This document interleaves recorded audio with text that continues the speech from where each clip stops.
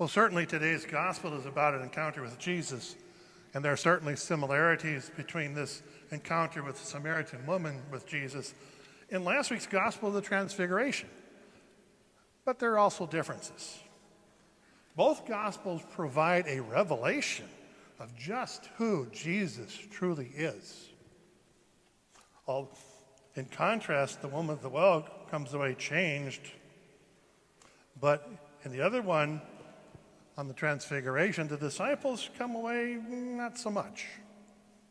As Father Mike pointed out last week at the Transfiguration, Peter, James, and John were awed and left with questions, but do not seem changed.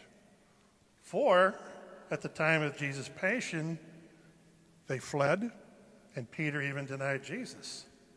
Their significant change came at Pentecost, whereas the woman changed and went and called her village to come see the Lord.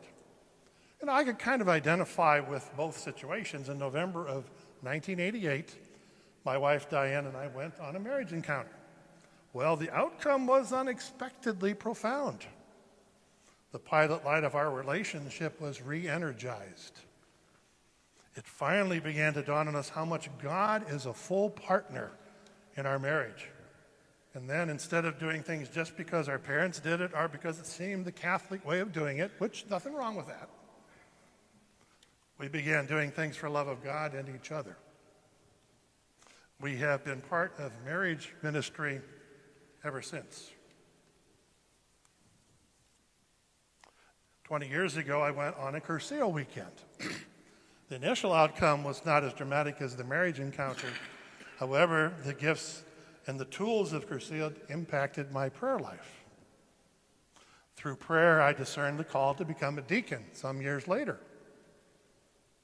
Now, with respect to this gospel encounter today, despite the animosity between Jews and Samaritans, and even in a culture where men did not customarily speak to women in public, Jesus ventured to reach out to this woman. The conversation ultimately led to this ultimate question that caused a breakthrough. She was hungry for love and had been looking for it in all the wrong places. Jesus loved her as a person and as a child of God, and that fulfilled her deepest longings. She left her water jar and went to her village to call them to come meet Jesus. She was not a theologian. In fact, she probably really had very little credibility with the people in town. She simply told people with joy, confidence, and conviction that what Jesus had done for her. Then she invited the people to come and experience him for themselves. Now, despite how we might view ourselves, Jesus looks on us with love, and in him we are far more capable than we may think. Maybe this Lent the resolution could be to get past the fear of sharing the good news. Resolve to give up the fear of rejection. Now, with that, I invite you, with that in the gospel in mind, to consider a few lines from Woman at the Well, a poem. Look how far he's come to save us. Look, he's waiting at the well. When we're shackled with a secret, like a captive in a cell, there's one who knows completely and will free us at the well.